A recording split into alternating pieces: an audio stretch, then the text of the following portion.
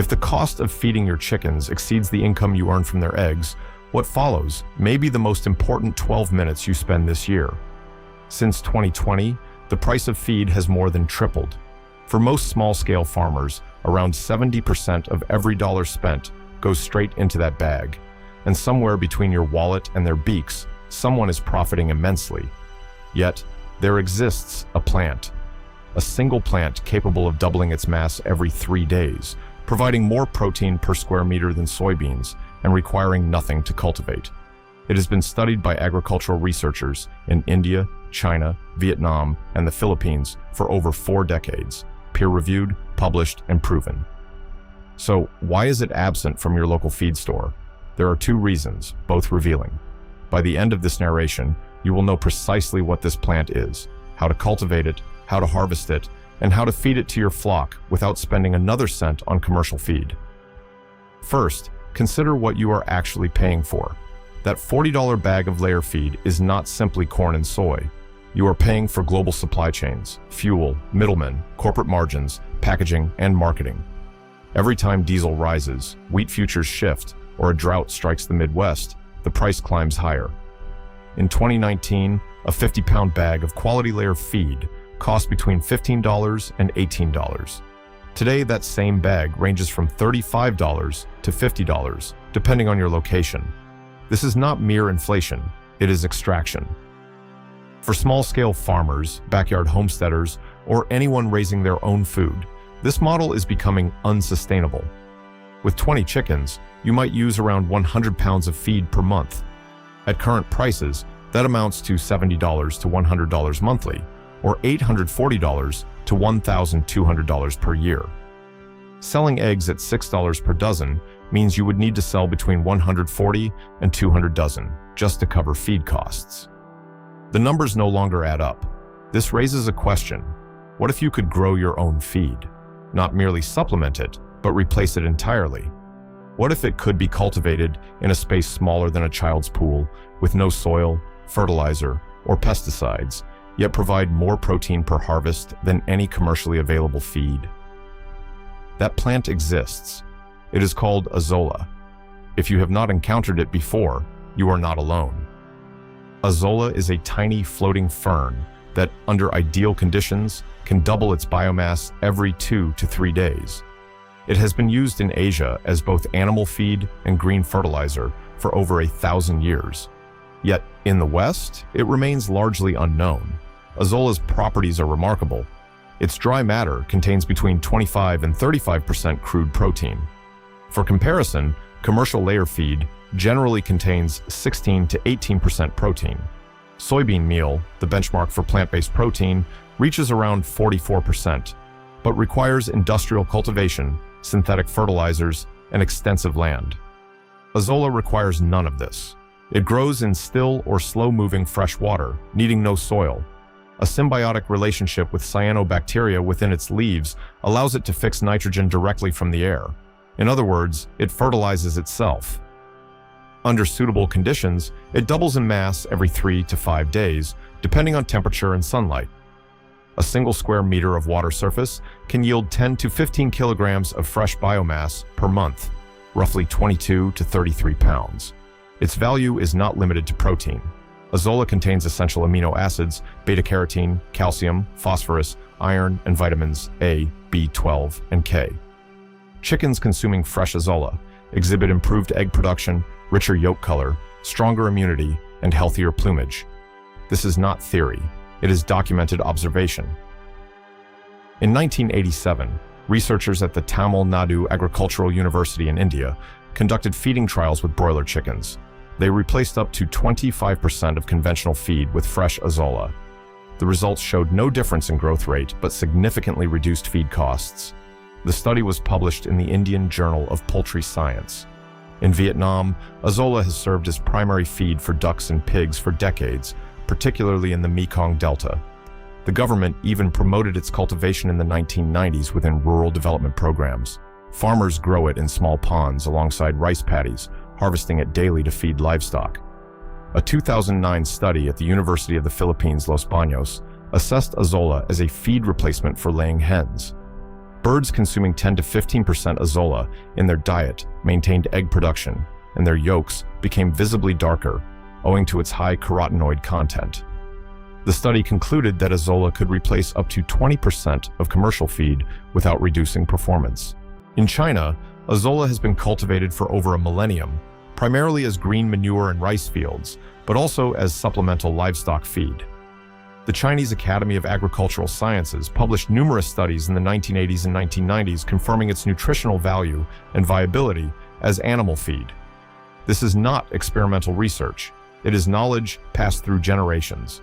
If Azolla is so effective, well-documented, and easy to cultivate, why is it not more widely used? The reasons are revealing. First, there is no profit in it. Azolla cannot be patented. It cannot be branded, bagged, shipped, or sold at a markup. It grows itself, spreads itself, and costs nothing to maintain. For an industry generating over $40 billion annually in the United States alone, Azolla is not a product. It is a threat. If every backyard chicken keeper cultivated their own Azolla, entire revenue streams would vanish. The second reason is a shift in mindset. Modern agriculture is built on dependency, purchasing seeds, fertilizers, pesticides, and feed. It trains producers to rely on systems beyond their control. Growing your own feed seems radical because the prevailing narrative presents food production as something done by others, in distant fields. Yet, for centuries, farmers in Asia have maintained their own food systems, independent of commercial inputs. The method is straightforward. You require a container capable of holding water. This can be a child's pool, a livestock trough, an old bathtub, or a small pond designed for the purpose. The container should be at least 6 inches deep and located impartial to full sunlight. Azolla thrives in temperatures between 68 and 86 degrees Fahrenheit, but can tolerate a broader range. Fill the container with fresh water. If using tap water, let it stand for 24 hours to allow chlorine to dissipate. Azolla prefers still water with a pH between 4.5 and 7.5. Adjustment is rarely necessary unless your water is highly alkaline. Next, you will need starter culture. A small quantity of Azolla can be obtained from aquatic plant suppliers, aquarium hobbyists, or permaculture networks. A handful is sufficient. Introduce it into the water, and within days, it will begin to spread across the surface. Under favorable conditions, it will double in size every 3 to 5 days. While Azolla requires no traditional fertilizer, it benefits from trace nutrients. Small additions of compost tea, diluted urine, or a tablespoon of wood ash weekly can provide phosphorus and potassium. If the water turns yellow or growth slows, this usually indicates nitrogen or phosphorus deficiency. Minor organic supplementation resolves this. Harvesting is simple.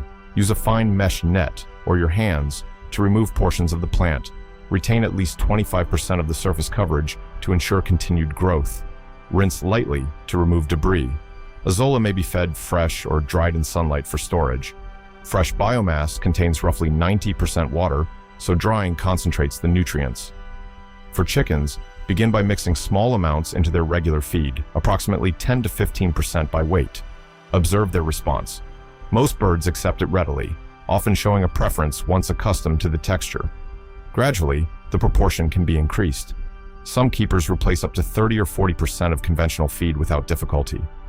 Drying involves spreading the plant thinly on a mesh screen or tarp in direct sunlight.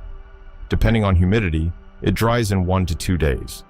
Once dry, it crumbles easily and may be stored in airtight containers for months. Nutrient content remains largely intact, and it can be rehydrated or fed as is. The productivity is significant. 1 square meter of water can yield 10 to 15 kilograms of fresh Azolla per month, approximately 22 to 33 pounds. With 90% moisture content, this equates to 2 to 3 pounds of dry matter.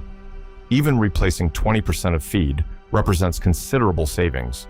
Multiply this by 3 or 4 ponds, and the commercial feed bill can be eliminated entirely. Practical examples demonstrate this.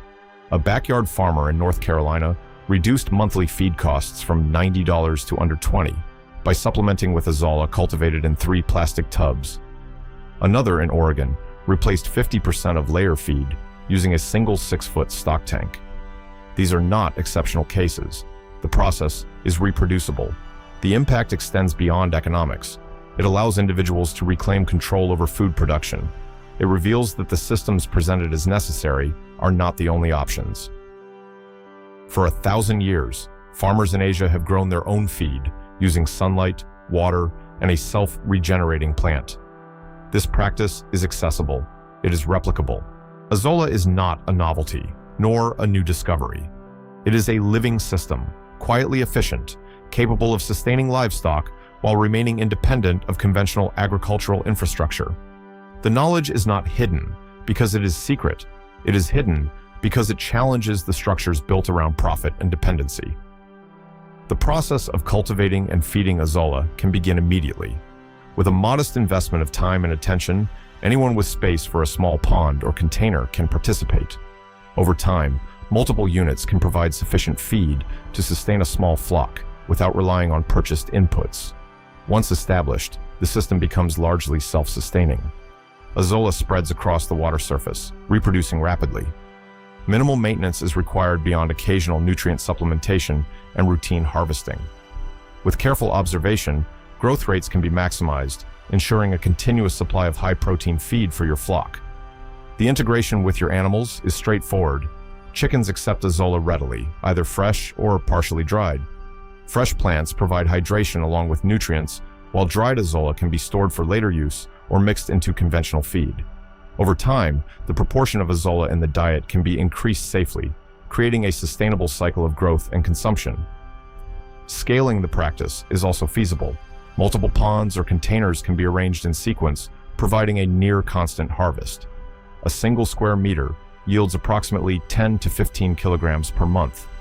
3 or 4 ponds can supply sufficient feed to replace a significant portion of purchased layer feed. This allows for meaningful cost reductions while maintaining or improving flock health. Farmers who have implemented this method report consistent results. In North Carolina, a backyard keeper reduced feed expenses from $90 to under $20 per month using 3 simple plastic tubs. In Oregon, another replaced half of her commercial feed with a single 6-foot stock tank. These are practical, replicable cases rather than anomalies. The benefits extend beyond economics. Cultivating Azolla fosters independence and awareness of natural systems. It demonstrates that the commercial agricultural model, built on purchasing inputs, corporate dependency, and global supply chains, is not the only path. For over a millennium, farmers in Asia have sustained livestock using sunlight, water, and a plant that regenerates itself. This knowledge remains accessible, waiting to be applied in new contexts. Azolla requires no soil, no industrial fertilizer, and minimal water management. Its ability to fix atmospheric nitrogen through a symbiotic relationship with cyanobacteria within its leaves allows it to grow in nutrient-poor water without artificial inputs. It doubles in mass every 2 to 3 days under optimal conditions, producing high-quality protein and essential nutrients in a remarkably small footprint. For small-scale or backyard farmers, this is transformative. A small pond or container can sustain a flock of chickens with minimal cost. The process is simple. Provide water, introduce starter culture, monitor growth, harvest appropriately, and feed it to your animals. Over time, the system becomes a reliable, self-replenishing source of nutrition. Chickens consuming Azolla exhibit improvements in egg production, yolk color, plumage, and immunity. Ducks and pigs in Vietnam and other parts of Southeast Asia have benefited for decades from regular consumption. Peer-reviewed studies from India, the Philippines, and China confirm its nutritional value and suitability as a partial or complete feed replacement. Despite its efficacy and long history of use, Azolla is largely absent from Western agriculture. The reasons are clear. It offers no profit to commercial feed companies, and it challenges the prevailing paradigm of dependence on purchased inputs. Knowledge of Azolla's cultivation is not withheld because it is secret. It is withheld because it undermines established revenue streams. Yet, for those willing to engage directly with natural systems, it provides autonomy. Anyone with space for a container or pond can establish a source of protein-rich feed. Growth is rapid, maintenance is minimal, and harvests are abundant. Over time, multiple ponds can fully replace commercial feed for small flocks, offering both economic relief and a measure of self-reliance. The practice requires observation, patience, and consistency rather than large-scale investment or technical expertise. It is a quiet, effective method that has sustained generations of farmers. By adopting it, you are participating in a system that respects natural growth cycles, nutrient recycling, and the simplicity of life sustained without unnecessary intermediaries. This is not a novel experiment. It is centuries of practical knowledge distilled into a system that is accessible, repeatable, and efficient. It highlights the potential of small-scale interventions to meet nutritional needs sustainably. By cultivating Azolla, you are engaging with an ecological process that produces high-quality feed while remaining entirely self-contained. For backyard poultry keepers, homesteaders, or anyone seeking an independent source of animal nutrition, the process is transformative. It allows for reduced dependence on commercial supply chains, lower costs, and improved animal health. The method is simple, effective, and grounded in decades of observation and study. In the quiet of your backyard, a small pond can become a source of continuous growth, protein, and resilience. With minimal effort, you can replicate a system that has nourished animals for centuries. The plant spreads naturally, renews itself, and provides tangible benefits with every harvest. The knowledge that empowers self-sufficiency is not hidden because it is secret. It is hidden because it is not profitable. But now, with understanding and intent, it is available. Azolla offers a means to reclaim control over feed production, to observe the quiet efficiency of natural systems, and to participate directly in a practice maintained across generations. By cultivating it, feeding it, and observing its growth, you engage with a legacy of practical wisdom. Your chickens benefit, your costs decrease. And in a small, deliberate way, you connect with a method of food production that has existed for over 1,000 years, waiting quietly for application outside its place of origin.